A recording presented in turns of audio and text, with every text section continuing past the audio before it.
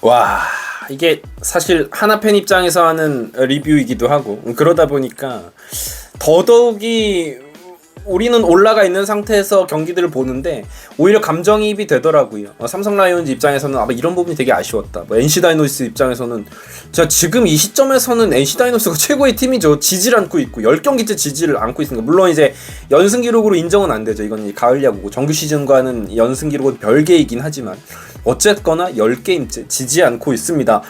오늘은 구창모 선수 이야기를 해야 돼요. 구창모 그야말로 미친 피칭을 보여줬습니다. 애초에 저는 그렇게 예상을 했거든요. 5이닝 이상을 기대하기가 힘든 선수다. 왜냐면 상무에서 제대했지만 상무에서도 거의 몇 경기 안 던졌었고 돌아와서 가장 많이 이닝 소화한 게 4이닝이었으니까. 근데 오늘 6이닝을 던져줬습니다. 가을 야구는 뭐다? 미친 선수가 나와줘야 된다. 근데 NC 다이노스는 일단 이번 가을 야구 1차 미친 선수 구창모 선수, 뭐 NC뿐만이 아니라 KBO 전체 가을 야구 1호 미친 선수 바로 구창모 선수입니다. 6이닝 동안 피안타 5개 맞았고요. 4사구 하나, 1실점, 3K. 그러니까 전반적으로 보면은 출루도 많이 시켰어요. 그리고 이상하게도 잘 맞은 타구가 꽤 있었습니다. 이 얘기는 이따가 삼성 입장에서 한번 이야기를 해보도록 할게요. 그렇지만 구창모 선수의 위기관리 능력이 빛난 피칭이었다라고 볼 수 있겠습니다. 솔로 홈런을 한 방 맞기는 했지만 이 선수는 한국 시리즈를 경험한 투수고 한국 시리즈에서의 기록이 ERA가 1.38이에요. 빅게임 피처입니다. 물론 아주 오래간만에 돌아왔기 때문에 다시금 큰 경기에서 좋은 모습을 보여줄 수 있을까라는 의구심이 있었지만 오늘 정말 증명해냈다. 가장 필요할 때, 그것도 상대 선발이 후라도였거든요. 이 후라도를 상대로 구창모가 어마어마한 피칭을 만들어줬습니다. 반면에 후라도 이야기를 해야겠죠. 후라도는 지난 3시즌 통틀면 KBO 리그 최고의 투수예요. 후라도 선수. 물론 이번 시즌 폰세가 있었지만 폰세가 없었더라면 후라도 선수는 리그 최고의 투수였고, 폰세를 넣더라도 후라도 선수가 200이닝 가까이 피칭을 해준 부분, 그리고 이 후라도 선수가 경기를 풀어가는 능력은 가히 정말 이렇다 할 기복을 느끼기 힘들 정도로 후라도는 정말 안정적인 피처인데 오늘 좋지 못했습니다. 후라도는 지난 2시즌 키우미에서 뛰었어요. 키우미 로즈는 지난 2시즌 최하위 팀이었기 때문에 가을 야구로 갈 수가 없었고요. 그러다 보니까 KBO 리그 기준으로는 후라도가 가을 야구는 첫 경험이었습니다. 야, 이게 이렇게 되면은 참 가을 야구의 경험이라는 게 이렇게까지 중요한가라는 생각이 들 정도로 후라도 선수가 첫 어떤 가을 나들이에선 좋지 못한 모습을 보여줬습니다. 하지만 이닝은 많이 소화를 해줬어요. 점수를 아무리 줘도 박진만 감독은 후라도를 빨리 빼기는 힘들었습니다.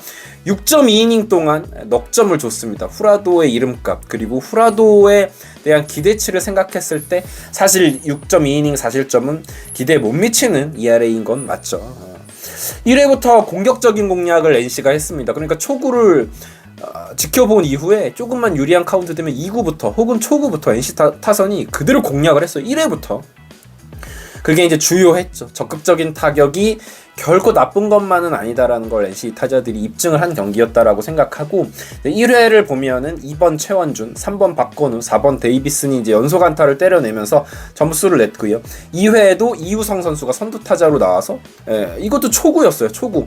바로 이제 좌측 펜스를 직격하는 2루타 이후에 이제 나온 타구들의 이제 희생타들이 연속 나오면서 점수를 2점째 냈고요. 그리고 5회였죠. 데이비슨의 장타를 포함해서 2점을 더 보태면서 4대0으로 리드를 하게 됐습니다. 저는 그때까지만 해도 아직은 모른다. 삼성 라이온즈 여기 라팍이기도 하고 삼성 라이온즈의 공격력이 한번 터지면 굉장히 무섭기 때문에 아직은 모른다라고 생각을 했었는데 5회 말에 바로 이성규 선수의 솔로 홈런이 나오면서 이제 삼성이 조금 따라가는 점수가 나오기 시작하면 경기는 알 수 없다라고 생각했는데 이후에 삼성 타선이 침묵을 했습니다.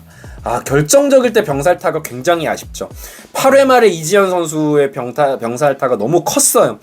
9회에도 디아즈의 타구가 정말 잘 맞았거든요. 근데 그게 맷 데이비슨이 수비를 정말 잘했죠. 저 오늘 경기 보면은 김희집 3루 수비 엄청났습니다.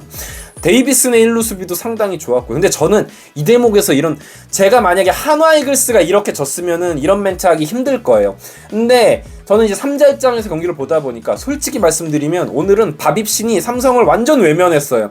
잘 맞은 타구가 굉장히 많았는데 운이 안 따랐다고 저는 생각을 합니다. 삼성이 그렇다고 해서 NC가 뭐 운으로만 이겼다라고 생각하지도 않지만 확실한 건 삼성 라이온즈의 하드잇이 굉장히 많았음에도 불구하고 야수 정면으로 가는 타구가 너무 많았고 NC는 빗 맞은 타구가 안타가 되는 장면들로 상당히 1회도 보면은 사실 박건우 선수의 안타 빗맞은 안타였거든요. 그런 것들이 쌓이다 보니까 삼성은 이런 것들이 쌓이다 결국은 이제 점수를 뒤집지 못했고 병살이 나오는 상황들도 보면은 대부분 빠른 타구였단 말이죠. 야, 삼성은 경기가 안 풀려도 이렇게 안 풀릴 수가 없습니다. 이러면은 뭐냐면 삼성은 결국 홈런 쳐라. 밥입신이 안 도와준다? 그러면 넘겨야 돼요. 넘기지 않고는 삼성 라이온즈가 시즌 내내 보여줬던 강점이죠. 담장 밖으로 공을 쳐내지 않으면은 이런 밥입신은 결국은 야구라는 스포츠는 인플레이된 타구는 누구도 통제를 할 수가 없어요. 그게 야수 정면으로 가던 정말 수비수가 없는 방면으로 떨어지건 이런 거는 진짜 뭐 타자 자체가 통제할 수 있는 건 그 타구 스피드 빠르게 하는 것 정도밖에 없습니다. 야구가 어떻게 될지 모르기 때문에 최대한 타자들 입장에서 삼진 덜 당하고 웬만하면 점수 내기 위해서는 많은 장타를 쳐내는 것 그런 것밖에 없다고 생각하는데 저는 삼성 입장에서 이야기를 하자면 오늘 너무 운이 안 따랐다. NC 입장에서 반대로 이야기를 하면 구창모 선수를 비롯한 불펜 투수들의 어떤 위기관리 능력이 굉장히 빛났다. 수비에서도 좋은 모습을 보여줬다라고 이야기를 하기. 야구는 원래 양면적인 것이고요.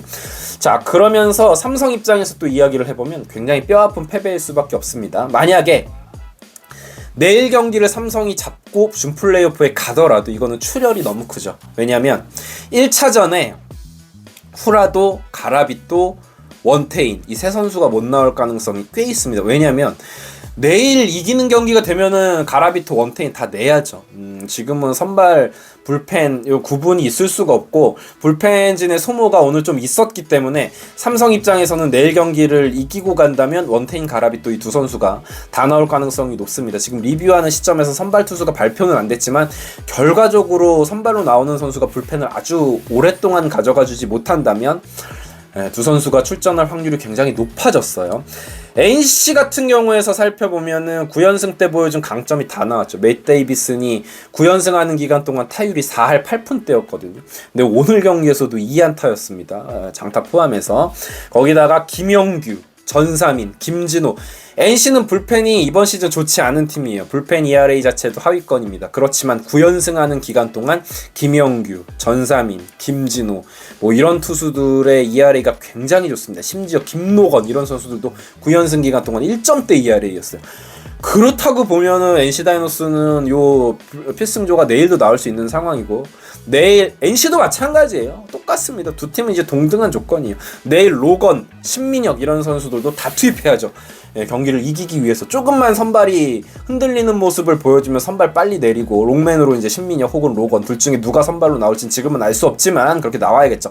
다만 NC 입장에서는 지금 빨간불이 켜진 부분이 뭐냐면 박건우, 김영준 이 두 선수가 경기 중에 빠졌단 말이죠. 이 부상 정도가 어느 정도인지 내일 경기를 나설 수 있을지. 일단 박건우 선수는 햄스트링이 만약에 정규 시즌 초반이었으면 당연히 지금 한 일주일은 결장을 해야 되는 부상 정도로 보이거든요.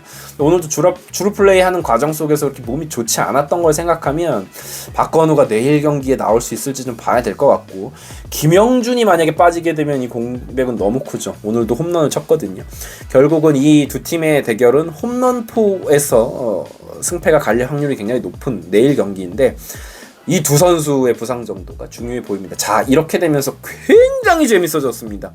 내일 단두대 매치입니다. 요런 어떤 벼랑끝 매치는 여러분 선발이고 불펜이고 이런 거 오늘 나온 투수들 후라도 그리고 구창모 제외하고는 내일 진짜 모든 투수들이 나올 확률이 높다고 보시면 될 것 같습니다. 상당히 재밌고 두 팀 팬들은 상당히 피가 마를 것 같은데 또 이제 가을 야구 분위기가 물씬 풀리는 딱 이 가을 야구는 플레이볼 딱 했을 때 그 긴장감, 엄청난 함성 그리고 약간은 쌀쌀한 날씨 이런 것들이 또 이게 재미를 배가시키는 것 같습니다. 내일도 조금 즐기셨으면 좋을 것 같고요. 내일 또 인사드리도록 할게요. 저는 이글스 에브리데이였고요. 재밌게 보신 분들 구독과 좋아요도 부탁드리겠습니다. 감사합니다.